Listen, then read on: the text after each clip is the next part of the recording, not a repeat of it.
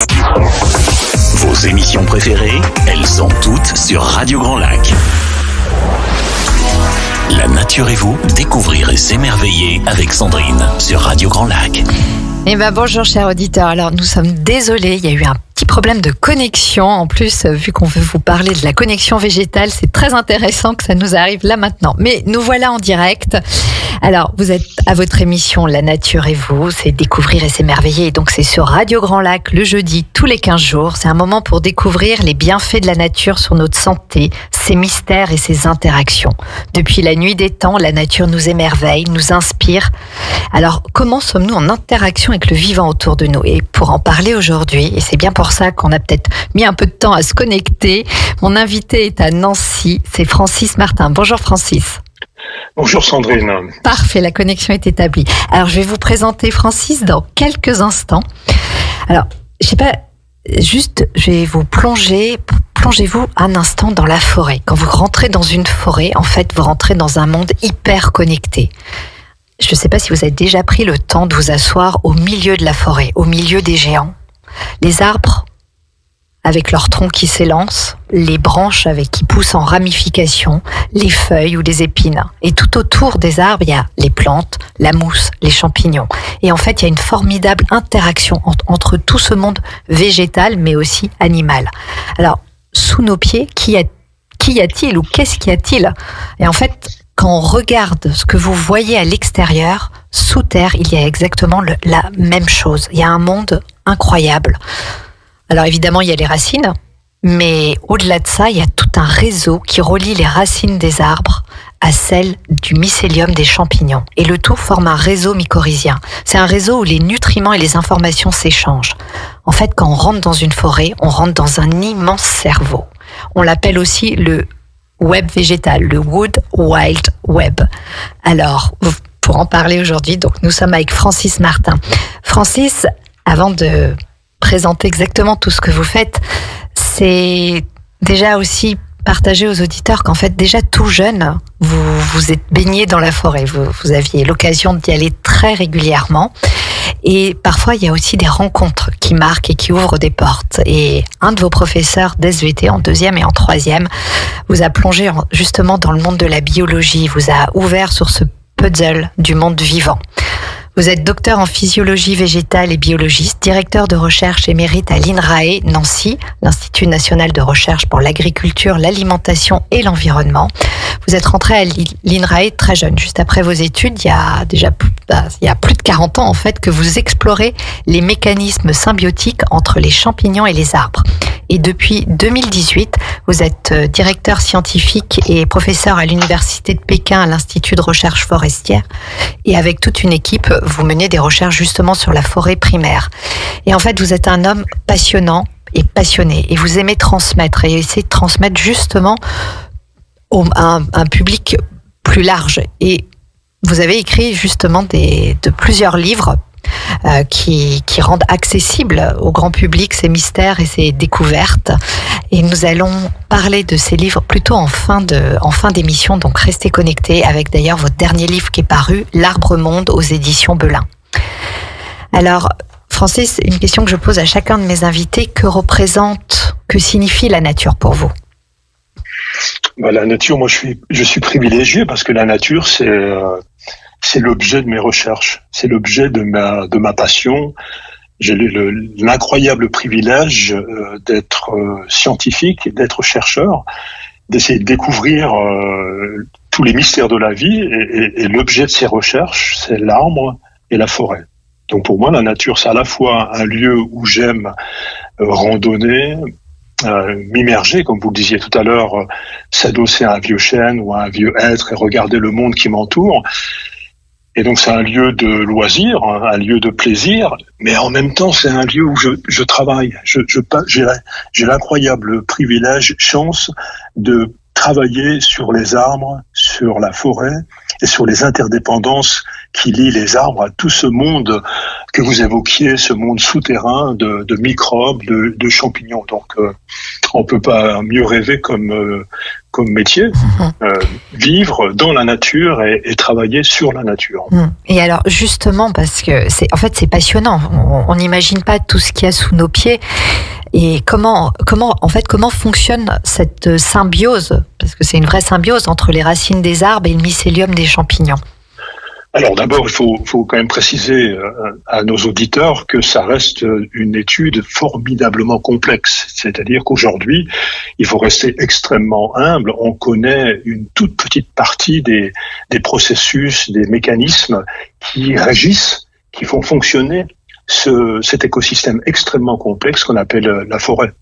Donc aujourd'hui, nous, ce qu'on essaye de faire, chercheurs en sciences forestières, c'est d'abord de décrire ce monde, c'est-à-dire ces milliers, peut-être même ces dizaines de milliers d'êtres vivants que sont les arbres, que sont les plantes du sous-bois dans une forêt, mais évidemment tout ce monde invisible, cryptique, qui vit sous terre au contact des racines et qui est constitué de micro-insectes, mais surtout de microbes, les champignons, les bactéries et les virus. Et ce qu'on s'efforce de faire, c'est d'abord d'inventorier, de recenser tout ce monde, et puis de voir quels sont les liens d'interdépendance, les interactions, le dialogue qui est tressé entre tous ces organismes, dont le bon fonctionnement en fait détermine la santé de la forêt et sa croissance. Et alors justement, comment ça fonctionne en fait? Parce que il y a les champignons. Typiquement, on part à la cueillette des champignons, mais on s'imagine pas tout ce que, on voit seulement une partie du champignon, mais sous le champignon, il y a toutes ces racines, en fait, alors, ce mycélium qui se lie avec les racines des arbres et qui crée quelque chose d'incroyable. Tout à fait, c'est ça. C'est en fait la plupart des promeneurs et des randonneurs, quand ils rentrent dans une forêt, que ce soit un taillis avec des fourrés extrêmement denses, que ce soit une magnifique futaie régulière jardinée. Dans tous les cas, ce qu'on observe d'abord, c'est l'arbre avec son tronc, son houppier et la canopée. C'est vraiment le point focal de toute observation quand on rentre dans une forêt. Mais en réalité, nous, on sait, parce qu'on a les outils pour l'observer, que le système racinaire et tout son complexe d'interaction avec les champignons, avec les bactéries, avec les micro-insectes du sol, ça représente 50% de la biomasse dans une forêt. Il y a autant de vie, il y a autant de matière végétale, de matière vivante, sous terre, sous nos pieds, quand on se promène dans une forêt, qu'au-dessus. Donc ça, c'est déjà une révélation. On a du mal à imaginer qu'il y a autant de matière vivante sous terre, sous les feuilles, qu'au-dessus. Ça, c'est déjà un premier point qu'il faut absolument faire souligner. C'est cette quantité incroyable de racines. Alors, il y a les racines charpentières, il y a les racines latérales, il y a probablement sur un vieux chêne plusieurs centaines de millions, peut-être même 1 milliard de petites racines qu'on appelle les radicelles. Et ce sont ces petites racines qui sont en interaction constante avec les filaments d'un organisme un peu mystérieux qu'on appelle le champignon. Alors, le champignon, évidemment, je pense que dans votre région, il y a beaucoup d'auditeurs qui vont chaque automne ramasser les champignons. Mais en fait, le champignon que l'on ramasse, que ce soit un cèpe, un lactaire, une russule, une amanite, c'est le sexe, c'est l'organe sexuel, c'est l'appareil sexuel de tout un réseau invisible, souterrain, qui est constitué de filaments microscopiques, souvent blanchâtres, qui forment comme un feutrage, comme une toile, comme un tapis, sous les feuilles mortes, dans l'humus et dans les premiers centimètres du sol. Et tous ces filaments qui sont entremêlés, enchevêtrés, et il y en a plusieurs dizaines de kilomètres, peut-être même plusieurs centaines de kilomètres dans chacune des forêts, eh bien, ces réseaux de champignons sont en interaction avec les racines des arbres. Et depuis plusieurs centaines de millions d'années, ces filaments, ces champignons ont établi une coopération, une alliance, un dialogue avec les racines des arbres. C'est vraiment une coopération à bénéfice mutuel, où les champignons vont, dans le sol, absorber les éléments minéraux, comme l'azote, le phosphate, le potassium, les micro-éléments, Et ces éléments minéraux sont transportés par ce réseau extrêmement dense que vous avez appelé tout à l'heure l'Internet souterrain. C'est un petit peu ça. C'est tout un réseau extrêmement dense de communication et de filaments enchevêtrés. Eh bien, les éléments minéraux sont transportés depuis le sol par le biais de ce réseau vers les racines des arbres. Et ça stimule de façon incroyable la croissance de ces grands arbres, de ces géants. Et en échange de cet apport d'éléments nutritifs qui stimulent la croissance des arbres, eh bien l'arbre va rétribuer, va récompenser, j'aime pas trop ce terme un peu anthropomorphique, mais en tout cas va céder aux champignons des sucres. Donc on a bien une symbiose, on appelle ça une symbiose mycorhizienne. Ces champignons sont appelés mycorhiziens. Mycorhize, ça veut dire myco, champignon, rhize, racine. Donc cette interaction entre les deux êtres vivants que sont les champignons et les arbres forme une racine transformée, une symbiose, où il y a une coopération entre les deux partenaires. Et ce qui est incroyable, quand on regarde des photos, de voir cet enchevêtrement.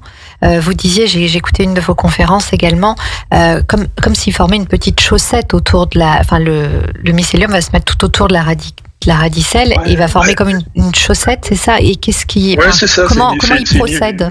C'est une image que j'aime beaucoup parce que c'est une jolie métaphore, c'est-à-dire qu'en fait, ça exprime bien la proximité physique entre les deux êtres vivants, la petite racine de l'arbre. Alors, quand je dis petite racine, il faut bien se représenter ce qu'est une racine courte ou une radicelle, c'est quelques millimètres, c'est rarement plus d'1 centimètre. Donc ces milliards de petites radicelles sont le champignon s'approche. Les filaments du champignon qui sont dans le sol se rapprochent de la racine. En fait, ces filaments de champignons, ces filaments fongiques, ils sont attirés, ils sont capables de sentir la présence de la racine, parce que la racine, en permanence, elle émet des molécules dans le sol, dans la tisane du sol, dans la solution du sol. La racine va émettre différents types de molécules, dont des sucres, dont des acides aminés. Et ces éléments, ces molécules, ces composés qui sont libérés dans le sol, attirent le réseau de champignons, les filaments du champignon, qui viennent renifler en fait la racine. Et puis, s'il y a compatibilité entre le champignon qui approche et la racine de l'arbre, par exemple entre un cèpe de Bordeaux et un sapin ou un chêne, eh bien, les filaments, les petits fils que constitue le réseau de champignons va entrer en contact physique, touche la surface de la racine et très rapidement s'agrège et forme un tissu extrêmement dense autour de la racine jusqu'à former cette chaussette, ce manteau. On appelle ça également un manchon de tissu fongique qui va entourer la racine, qui va la protéger des agressions du monde extérieur, et qui va également servir de zone d'interface entre la plante et le champignon. C'est là où les deux partenaires vont accumuler les éléments que l'un et l'autre vont utiliser. Mais est-ce que parce que là vous donniez un exemple au niveau du champignon et de l'arbre, est-ce que les champignons, est-ce qu'à chaque type d'arbre il y a un type de champignon ou est-ce avec tout type de champignons? Alors non, alors il faut bien réaliser qu'un vieux chêne, ou un vieux hêtre, ou un sapin, un épicéa, chacun de ces arbres, chacun de ces individus arbres va interagir avec des centaines d'espèces de champignons différents. Sous un chêne, on va trouver des cèpes, on va trouver la manette mouche, on va trouver des lactaires, on va trouver des cortinaires, on va trouver des russules. Donc il y a tout un cortège de champignons qui va interagir avec le système racinaire de l'arbre. Une russule va interagir avec une petite radicelle, un cortinaire va interagir avec une autre petite radicelle à proximité. Donc toutes les petites racines de l'arbre sont en connexion avec ce réseau, avec ces réseaux de champignons, parce qu'il y a des centaines de réseaux enchevêtrés qui vont interagir avec l'arbre. Alors on a des champignons qui sont généralistes, c'est-à-dire que si vous prenez la Manitou-mouche, ce champignon emblématique là qu'on va retrouver sur tous les sapins de Noël dans quelques jours, avec son chapeau rouge et ses petits points blancs, et ben cette Manitou-mouche, elle est relativement peu exigeante. Elle va être capable d'interagir aussi bien avec les racines d'un chêne que les racines d'un épicéa ou d'un sapin. Donc on l'appelle ce champignon un généraliste. Elle est pas exigeante sur ses rapports avec les arbres. Par contre, on a d'autres champignons. Si on prend le cèpe du mélèze, eh bien le cèpe du mélèze, ce bolet qui interagit avec les mélèzes, il n'interagit qu'avec les mélèzes. Certains lactaires vont interagir avec le sapin, d'autres lactaires avec l'épicéa. Donc il y a certaines espèces qui sont très spécifiques. On a les deux types de champignons symbiotiques, des généralistes et puis des spécifiques. D'accord. Et est-ce qu'on sait pourquoi en fait, vous allez me dire, ou est-ce que c'est comme dans la vie humaine, entre guillemets, il y a des personnes avec qui on va bien s'entendre et d'autres pas, et avec qui on va collaborer et d'autres pas, ou... Oui, c'est un peu ça, c'est un des grands mystères. Aujourd'hui, c'est vraiment un des fronts de science. C'est-à-dire que il y a des dizaines de laboratoires aujourd'hui à travers le monde qui essayent de comprendre ce qu'on appelle la préférence d'hôte ou la spécificité d'hôte. C'est-à-dire pourquoi tel champignon va s'associer à tel arbre, pourquoi tel arbre va plutôt préférer tel partenaire. Donc on ne sait pas encore aujourd'hui quels sont les mécanismes intimes, les mécanismes moléculaires qui régissent ces interactions. Alors, on a quand même quelques pistes. On imagine que c'est un petit peu un système de clés et de serrures. Il y a sur l'arbre un certain nombre de serrures, et il faut que le champignon, il a un trousseau de clés particulier. Et s'il a ce trousseau de clés, alors évidemment, quand je dis des clés, c'est plutôt des molécules, des protéines, des gènes qui sont dans l'infiniment petit de ces organismes. Mais on pense qu'effectivement, comme chez les humains, comme chez les mammifères, il y a des interactions qui vont se faire et qui vont impliquer des récepteurs et puis un système de clés qui permet d'ouvrir les portes. Et on parle aussi beaucoup quand même de la communication entre les arbres. Donc il y a plusieurs modes de communication, soit par les composés, communication grâce aux composés organiques volatiles, ou aussi via les racines. Donc quel est le rôle le rôle justement du système mycorhizien? Il fait comme des branchements ou... Comment vous pouvez l'expliquer à nos auditeurs? Oui, on est vraiment au cœur d'une polémique et d'un débat féroce, même y compris au sein de la communauté scientifique, c'est-à-dire qu'effectivement, certains livres comme le livre de Peter Wohlleben, certains auteurs de romans comme Richard Powers ont évoqué ce système de communication entre les plantes, entre les arbres, par le biais des champignons, par le biais du réseau de champignons souterrains. En réalité, aujourd'hui, au niveau scientifique, on a très peu d'arguments et très peu de preuves en faveur de cet échange d'éléments nutritifs ou de signaux d'alerte, des signaux de communication entre les arbres. C'est vraiment très, très, très discuté aujourd'hui. Alors, on sait que le réseau existe, il n'y a aucun doute là-dessus. Une dizaine d'arbres peuvent être connectés par le même réseau de champignons, appartenant au même individu champignon. Il y a des éléments nutritifs qui transitent à travers ce réseau, mais tous les résultats qu'on a aujourd'hui semblent montrer qu'en fait, une fois que le champignon a récupéré des sucres, il les garde. Il est très égoïste. Il va surtout pas les rétrocéder aux jeunes arbres voisins, aux arbres qui se situent à quelques dizaines de mètres, voire à quelques centaines de mètres. Donc cette idée d'un flux permanent d'éléments nutritifs et d'informations entre les arbres au sein d'une forêt, c'est probablement très loin de la vérité scientifique en tout cas. Donc c'est une belle image, c'est une belle histoire à raconter, mais on n'a pas de preuves scientifiques solides aujourd'hui qui montrent qu'un arbre mère pourrait rétrocéder à des arbres enfants. C'est ce concept de l'arbre mère que ma collègue Suzanne Simard au Canada a largement popularisé. Elle imagine que les arbres... J'allais vous poser la question par rapport à ces recherches, justement. Ouais, c'est ça. C'est-à-dire qu'il y a quelques pistes mais il semblerait que les quantités d'éléments nutritifs, les quantités de sucre, les quantités d'énergie qui sont transférées entre différents arbres ou au sein d'une population d'arbres, entre les arbres mères et les arbres enfants, ce serait au maximum quelques pourcentages, 1 ou 2%. Donc c'est pas du tout significatif. Il faut bien voir que ces mécanismes d'échange se déroulent dans un monde qui est quand même en compétition. C'est-à-dire que quand il y a coopération, comme je l'évoquais il y a quelques minutes, entre les arbres et les champignons, ça reste quand même une coopération intéressée. C'est-à-dire que c'est plus dans le domaine de l'échange, du troc, que du bienfait.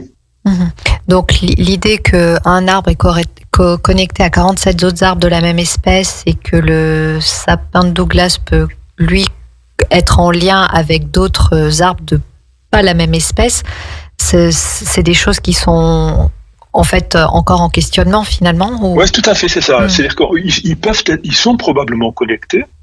C'est-à-dire qu'il y a beaucoup de champignons qui sont capables de... On parlait tout à l'heure du cèpe de Bordeaux, du bolet jaune, du mélèze.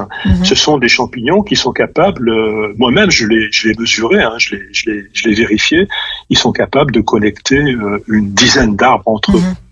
Il y a connexion physique, mais en fait il n'y a pas échange entre les arbres. C'est-à-dire que le champignon, le réseau de champignons va se connecter à une dizaine d'arbres et il va piquer, il va pomper, il va utiliser les sucres de cet ensemble d'arbres. Mais il va très très rarement rendre des sucres pris à un arbre, il va très rarement les rendre et les donner à un autre arbre.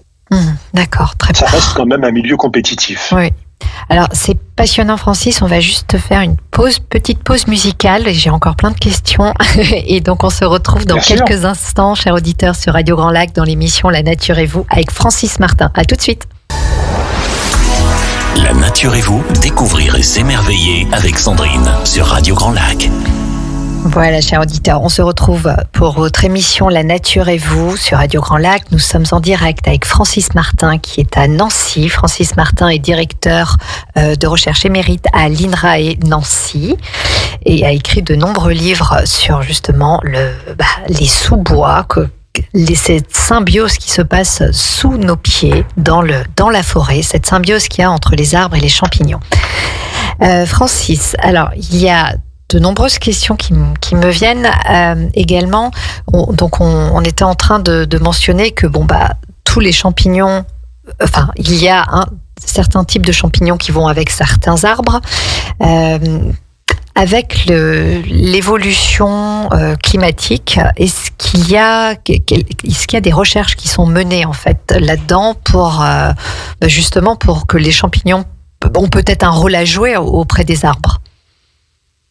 Oui, bien sûr. Là, on est aussi sur un front de science, c'est-à-dire que il faut que nos auditeurs réalisent bien aujourd'hui que toute la communauté scientifique est préoccupée par l'impact du changement climatique, du réchauffement climatique, et nous autres chercheurs en foresterie, nous qui travaillons sur la biologie des arbres et l'écologie des forêts, on est extrêmement préoccupé par l'impact du changement climatique qui en fait se caractérise depuis plusieurs années par des sécheresses répétées, par des vagues de chaleur, et partout en France, dans le monde, pas uniquement en France, partout dans le monde, on observe des dépérissements importants, que ce soit dans les sapinières, dans les hêtraies, dans les chênaies, dans les Alpes, dans les Vosges, dans les Pyrénées, en plaine, un peu partout.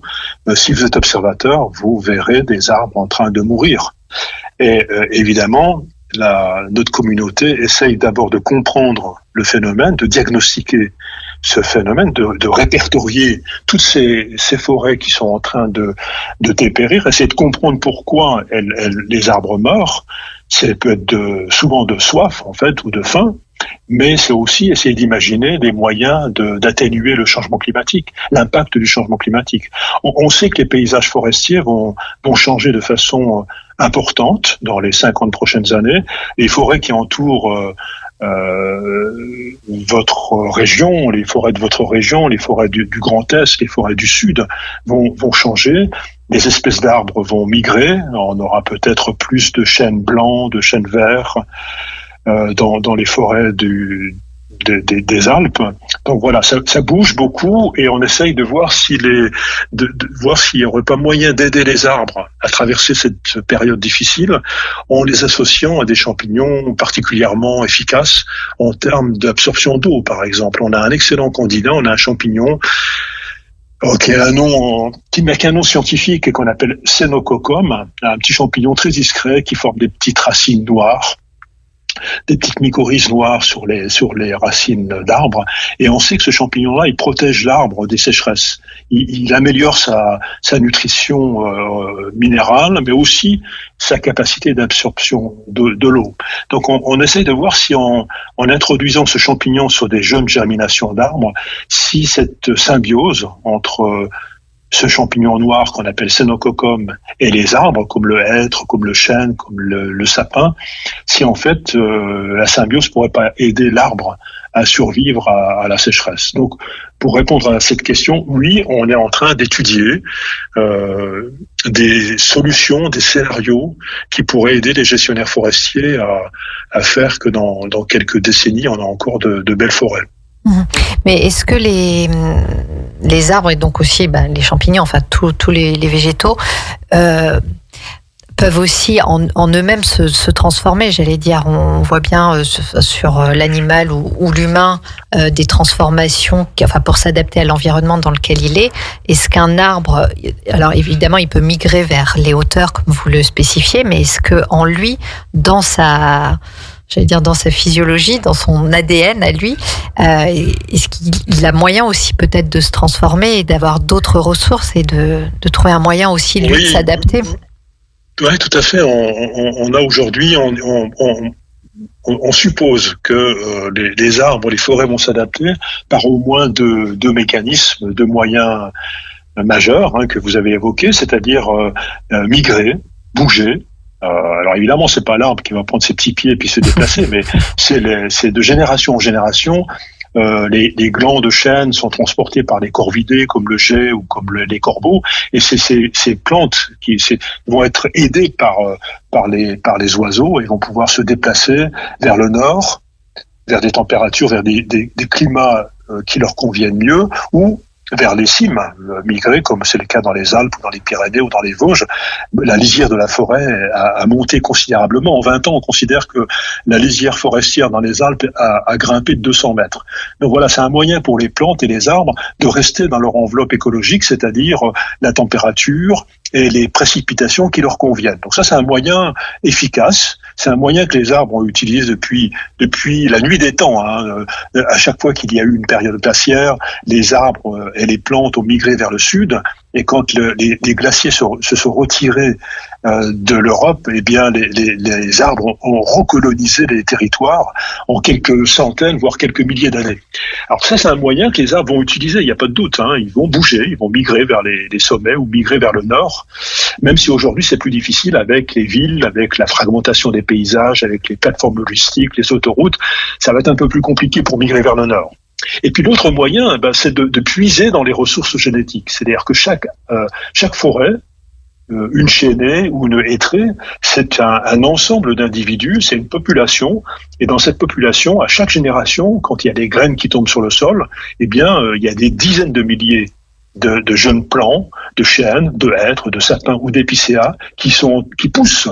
Et dans cette population, on espère, on pense que ça va se passer comme ça, on a des individus qui sont déjà aujourd'hui adaptés à un climat plus chaud et plus sec. Donc c'est probablement dans ce patrimoine génétique que les générations futures d'arbres vont aller puiser pour continuer à fonctionner. D'accord, donc oui, c'est aussi intéressant d'aller de comprendre cela en fait. Je trouve que ça donne aussi de l'espoir. Voilà, le vivant est résistant. Et s'adapte en fait. C'est vrai, mais aujourd'hui on est encore dans l'incertitude, c'est-à-dire que on ne sait pas du tout. Même un chercheur en foresterie comme moi qui a travaillé pendant plus de 40 ans sur les arbres et sur leurs microbes, je suis incapable de donner une réponse absolue. C'est-à-dire, je sais pas. La science aujourd'hui n'est pas capable de prédire quel scénario va être utilisé par les plantes, par les arbres, ou plus généralement par tous les êtres vivants, parce que là on parle d'arbres et de forêts, mais c'est également le cas pour les papillons, les grenouilles, les salamandres, les mammifères. Encore, ils sont plus mobiles, mais beaucoup d'organismes subissent de plein fouet le réchauffement climatique et sont obligés de s'adapter. Tout à fait. Alors, il nous reste quelques minutes, mais alors j'ai encore une question et après on passera à votre dernier livre. Je ne sais pas si ça, voilà, votre réponse pourra être juste en quelques minutes. Je me posais également la question parce que c'est quand même incroyable de savoir que, par exemple, dans 1 gramme de terre, il y a 1 milliard de bactéries et 1 million de champignons. Voilà. Et comment on arrive dans la recherche à aller découvrir ça? Quel est le processus et le procédé? C'est vraiment un des moments pour moi, c'est un des moments les plus fascinants, en fait, de ma carrière, parce que depuis quelques années, on a effectivement développé des outils qu'on appelle les outils de la génétique moléculaire, qui nous permettent de révéler, de visualiser ce monde invisible jusqu'à présent. On peut prendre 1 gramme de sol. Donc 1 gramme de sol, ça, pour vous donner une image, ça représente à peu près un peu moins d'une cuillère à café. On peut prendre 1 gramme de sol. On va extraire l'ADN de tous les organismes présents dans ce gramme de sol. Et comme vous l'avez souligné, il y en a un certain nombre. On a au moins 1 millier de champignons, d'espèces de champignons différentes. On a probablement 10 000 à 50 000 espèces de bactéries différentes. Et on a probablement 1 milliard de types de virus différents. Donc c'est un bestiaire, c'est un mélange extrêmement complexe d'organismes, mais tous ces organismes sont porteurs d'ADN. Leur patrimoine génétique est empaqueté dans l'ADN, et c'est cet ADN que l'on va prélever, un petit peu comme les membres de la police scientifique, en fait, qui sont toujours à la recherche de l'ADN pour identifier, traquer un bandit, ou un criminel. Nous, on va prélever l'ADN, le mélange de l'ADN de tous les organismes qui sont présents dans ce gramme de sol, et on a les outils aujourd'hui pour séquencer certaines régions de cet ADN qui sont un peu l'équivalent d'étiquettes, de codes barres. C'est comme si on était dans une immense bibliothèque. Chacun des livres a un code barre qui nous permet de les retrouver, de les répertorier. Et on est un petit peu dans la même situation. Aujourd'hui, on a réussi à identifier une étiquette, un code barre, pour chacune des espèces de champignons ou de bactéries qui sont présentes dans ce gramme de sol. Et donc, en extrayant la totalité de l'ADN, en séquençant la totalité de cet ADN, on est capable de répertorier des milliers de codes barres, d'étiquettes, qui nous donnent finalement, à la fin de l'expérience, on a une liste des espèces de champignons ou de bactéries qui sont présentes dans le sol. On a fait un recensement. Et après, vous les regroupez, et là, ça donne justement après, vous pouvez quantifier, quoi. Merci Francis, c'est passionnant. Alors, voilà, je pense que c'est aussi important de parler de vos livres, parce qu'ils rendent tout ça accessible au grand public, et puis c'est foisonnant aussi de vos recherches. Donc, vous avez écrit plusieurs livres. Sous la forêt, pour survivre, il faut des alliés. Les arbres aussi font la guerre. Ces 2 livres sont chez Human Science. La forêt hyper connectée aux éditions La Salamandre, et le dernier que vous avez coécrit parce que c'est en illustration, L'Arbre Monde aux éditions Belin, avec les illustrations de Florent Gaden. Pouvez-vous nous en dire plus sur votre dernier livre, sur l'Arbre Monde? Tout à fait. Ce livre, L'Arbre Monde, on aurait pu l'appeler le chêne monde. L'idée qui est portée par ce livre, en fait, c'est un constat que les scientifiques ont réalisé, c'est qu'un vieux chêne de 150 ou 200 ans, en fait, il vit avec plus de 350 espèces d'êtres vivants. Alors, ces êtres vivants, ça peut être des champignons qu'on a évoqués, ou des bactéries qui vivent sur le système racinaire, ou dans l'écorce, ou sur les feuilles. Mais c'est aussi des insectes, des mousses, des lichens, des mammifères, des oiseaux qui dépendent en fait totalement du chêne. Si le chêne disparaît, si l'espèce chêne disparaît, il emporte avec lui plus de 350 espèces d'êtres vivants. Et donc, quand j'ai raconté cette vision, cette image dans mon premier livre, Sous la forêt, En fait, ce livre a été lu par Florian Gaden, qui est un remarquable illustrateur, un jeune illustrateur français, mais qui vit au Japon, et qui a dit, mais c'est pas possible. Un chêne, il a autant d'êtres vivants. Oh, basta. Si c'est le cas, je vais faire une peinture. Et sur cette peinture qu'il a réalisée, eh ben, il a dessiné une peinture qui fait à peu près 2-3 mètres de hauteur, qui représente le chêne, son tronc, son houppier, ses racines, et il a mis sur cette peinture les 350 êtres vivants qui vivent en interaction avec le chêne. Et dans ce livre, L'Arbre Monde, c'est ça qui est extraordinaire, c'est cette vision de l'artiste et la vision du scientifique. On a essayé tous les deux, en fait, Florian en train de dessiner tous ces êtres vivants qui vivent avec l'arbre, et moi en faisant des petits textes qui illustrent ces dessins, et le résultat est fascinant parce qu'en fait, moi en tant que scientifique, l'interaction avec Florian Gaden m'a apporté sa vision d'artiste, sa vision de l'arbre, sa vision de ce monde, de ce réseau d'interdépendance entre les deux êtres vivants. Ah bah voilà, c'est un formidable cadeau à offrir à Noël, c'est d'à propos. Très bien, c'est Francis. Vraiment, oui, dites-moi, allez-y. Oui, non, j'allais dire, c'est amusant de voir le groin du sanglier en train de renverser la manite tue-mouche, ou de voir les petits insectes qui courent à travers la page. Il a fait un travail remarquable. Ben voilà, chers auditeurs, vous savez quoi offrir à Noël. Francis, merci beaucoup de tout ce que vous nous avez transmis. Merci à vous de l'invitation, c'était un plaisir de dialoguer avec vous. C'est également. Et chers auditeurs, je vous souhaite d'excellentes fêtes de fin d'année et nous nous retrouvons à la rentrée. À bientôt. Et Ho, ho, ho! Toute l'équipe de Radio Grand Lac vous souhaite de joyeuses fêtes remplies de bonheur et de douceur.